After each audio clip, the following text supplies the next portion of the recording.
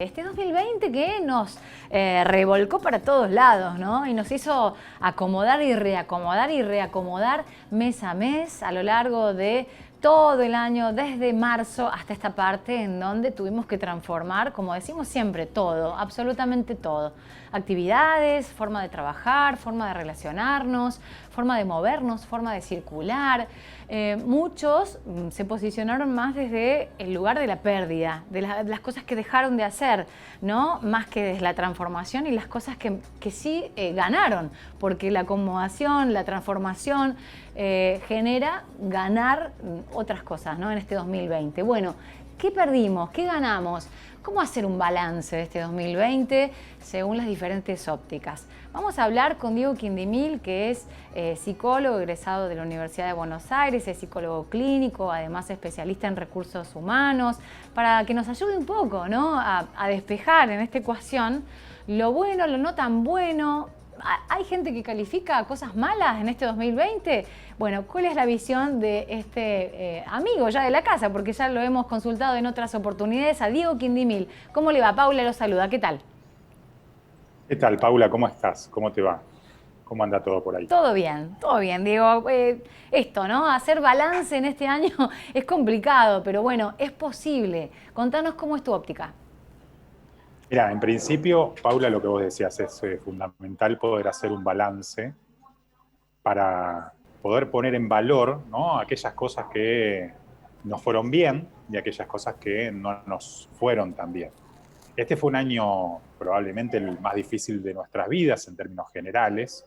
Y entonces, bueno, hay que poder ver dentro de este año tan duro, dentro de las pérdidas que tuvimos, cuáles pudieron ser el vaso medio lleno, ¿no? Entonces es necesario tomarse este tiempo para poder reflexionar, ¿no? Uno, y ver qué cosas para el año próximo uno no debería repetir y qué cosas sí uno tendría que seguir trabajando porque fueron aciertos de este año, ¿no? Entonces, insisto, que es un año muy Sí. complejo, que fue un año muy difícil desde todas las perspectivas, pero sobre todo desde la perspectiva psicológica, que es lo que yo me dedico a estudiar, digamos, ¿no? Sobre todo con lo que tiene que ver con la ansiedad que nos depara una situación que no depende de nosotros, que es Claro. una enfermedad externa como la pandemia o todo lo que tiene que ver con el COVID.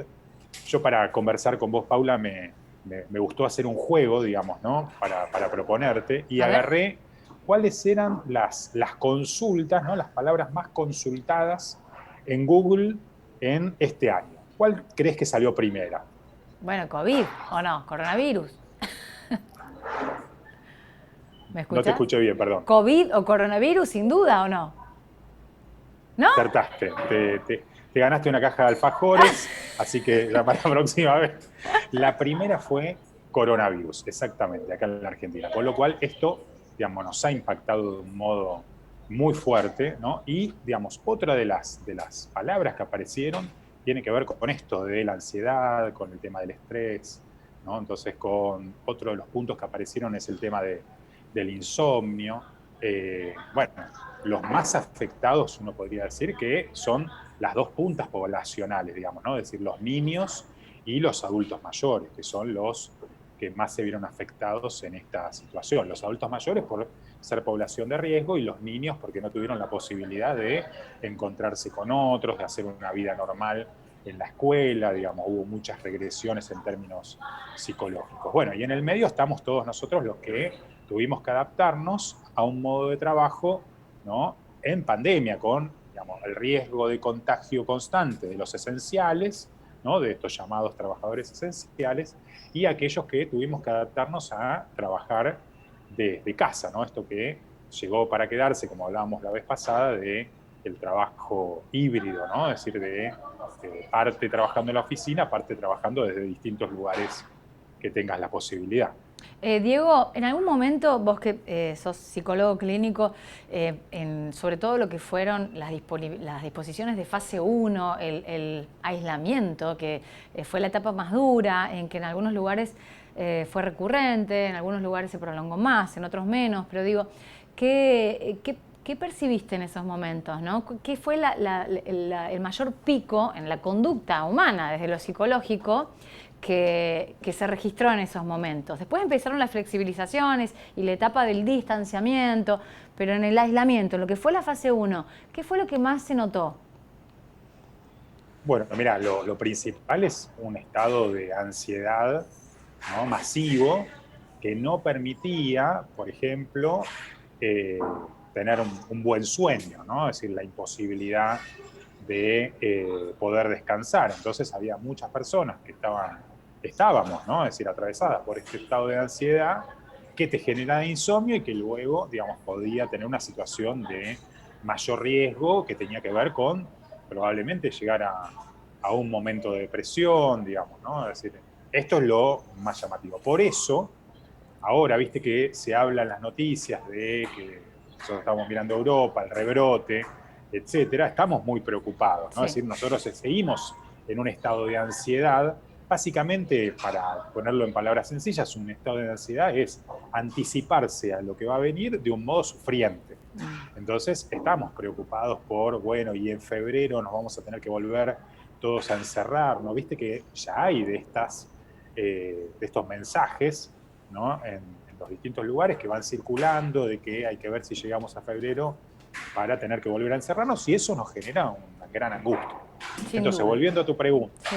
¿no?, los estados de ansiedad, de angustia y de depresión fueron básicamente la moneda común en la fase 1. Después, a medida que fuimos pudiendo salir y tener, digamos, ¿no?, es decir, ya salir del encierro, ir un poco más al distanciamiento, entonces eso pudo diluir. Por eso se vio tanta gente haciendo deporte, tanta gente, digamos, en las plazas, en el espacio abierto, porque también ahí aparece la otra parte, que revalorizamos esos lugares, ¿no? Es decir, que antes lo dábamos por sentado, ¿no? Y bueno, ahora revalorizamos la costa del río, revalorizamos el aire libre, revalorizamos hasta la terraza, digamos, para decirlo de algún modo.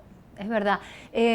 Recién cuando hacía la introducción decíamos, bueno, y vos decías, miramos el vaso medio lleno, en esto que, a ver, muchos catalogan como que se perdió mucho, se sufrió sin duda, pero también hay gente que se posiciona desde lo que se ganó, desde la transformación, desde esas habilidades que tuvimos que desarrollar, ¿no? O recursos a los cuales recurrir, que llegaron para quedarse y potenciar desde ahí, ¿no? ¿Cuál es tu visión acerca de eso? No, a ver, yo he tenido casos de reinvención maravillosa, digamos, ¿no? Es decir, personas que estaban acostumbradas a un modo de hacer y tuvieron que cambiar 180 grados, y eso no solamente te hace bien, además de lo económico, cuando hablamos del trabajo, sino también respecto de lo psíquico, ¿no? Es decir, porque tiene que ver con esta palabra que se usa mucho, que tiene que ver con la resiliencia, ¿no? Es decir, con la capacidad de poder responder frente a las situaciones negativas y salir, digamos, de eso, atravesar esas situaciones negativas de un modo fortalecido. Entonces, digamos, hubo un montón de situaciones, personas, casos, familias que pudieron reinventarse, y me parece que este es, para decirlo de algún modo, la palabra del 2021 va a tener que ver con esto, Sí. ¿no? Es decir, con la posibilidad de reaprender, reinventarnos, hacer las cosas de distinta manera, porque indudablemente la pandemia del coronavirus nos cambió nuestro modo de pensar y nuestro modo de vivir. Entonces nos tenemos que adaptar a este nuevo modo. Hay, digamos, toda una generación, que es la que nosotros encarnamos, que van a ser los pandemials, digamos, ¿no? Es decir, que va a ser un antes y un después de la pandemia. Todavía nosotros no lo podemos ver porque estamos metidos en el medio del ojo del huracán, ¿no? Pero, digamos, esto llegó para quedarse, y entonces hay un montón de situaciones nuevas que van a ser de pérdida, por un lado, pero otras van a ser de una gran ganancia. Uno no puede dejar de pensar en lo que decís, en esto que tiene que ver con que es la humanidad, el ser humano se va adaptando, se va ayornando, pero digo, psicológicamente ya en la cuestión cerebral, en nuestros neurotransmisores, esto va a ser un antes y un después, y va a haber un cambio de conducta, ¿no?, que va a repercutir seguramente en las próximas generaciones. Desde tu profesión, ¿cuál crees que va a ser fundamentalmente ese cambio de conducta, o cuáles van a ser esos cambios de conducta que llegaron para quedarse y que nuestra cabeza funciona diferente a partir de este momento, de este 2020? Mira, la verdad que, viste que los psicólogos trabajamos siempre con los problemas, digamos, ¿no? Es decir, nadie viene a consultar a un psicólogo porque está feliz. En general, es todo lo contrario. Entonces, lo que más me preocupa, o lo que más nos preocupa en este caso, tiene que ver con el vínculo con el otro, ¿no? Es decir, con el vínculo amoroso, ¿no? Es decir, con... el otro día yo estaba en una plaza y una persona estornudó al lado mío. Bueno, eso me generó una situación, ¿no?, de alteración, claro, de enojo. Antes alguien estornudaba al lado mío, bueno, no, era una situación de lo más normal, ¿no? El otro día alguien me decía, se perdió la magia del primer beso, porque si yo le tengo que dar un primer beso a alguien, me tengo que bajar el barbijo. Sí, tenés razón, no me había dado cuenta de eso. ¿No? Entonces, ¿qué onda con eso? Bueno, y bueno, es tremendo lo que acabas de decir. Es tremendo, sí, por eso te lo cuento, digamos, todavía estoy impactado, ¿no?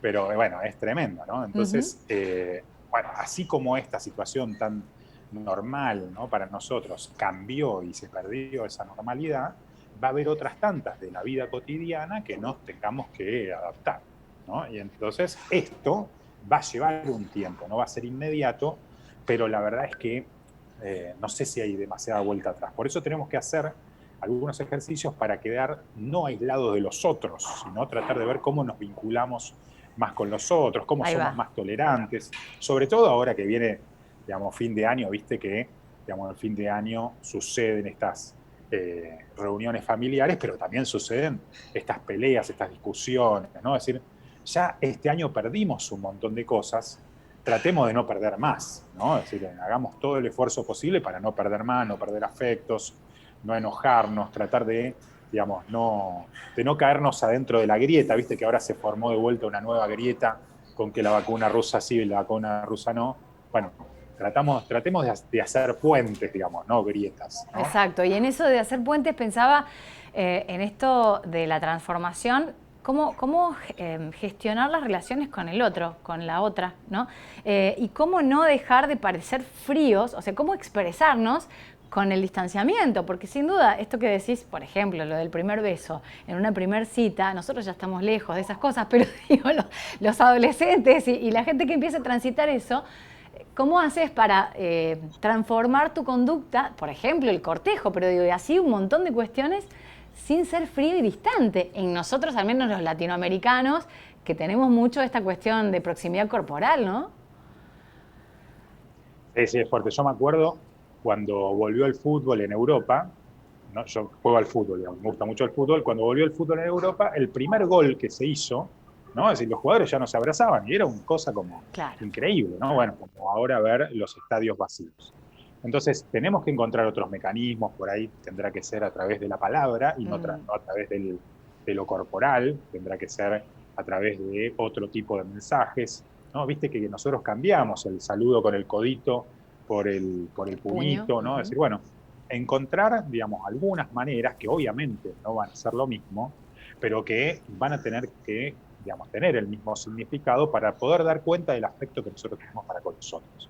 Lo que nosotros, digamos, deberíamos no perder es esa capacidad de transmitir amor, esa capacidad de transmitir afecto a los otros, ¿no? De contener a los otros. Y, bueno, obviamente que nosotros como somos latinos nos gusta hacerlo con el cuerpo, pero también se puede hacer con la oreja, estando, mandando un mensaje, llamando, ¿no? Es decir, lo importante es estar cerca, me parece, en estos momentos donde hay un montón de gente que la está pasando mal, ¿no? Diego, un placer escucharte como siempre, te mandamos el abrazo virtual, el abrazo virtual y felicidades, feliz fin de año.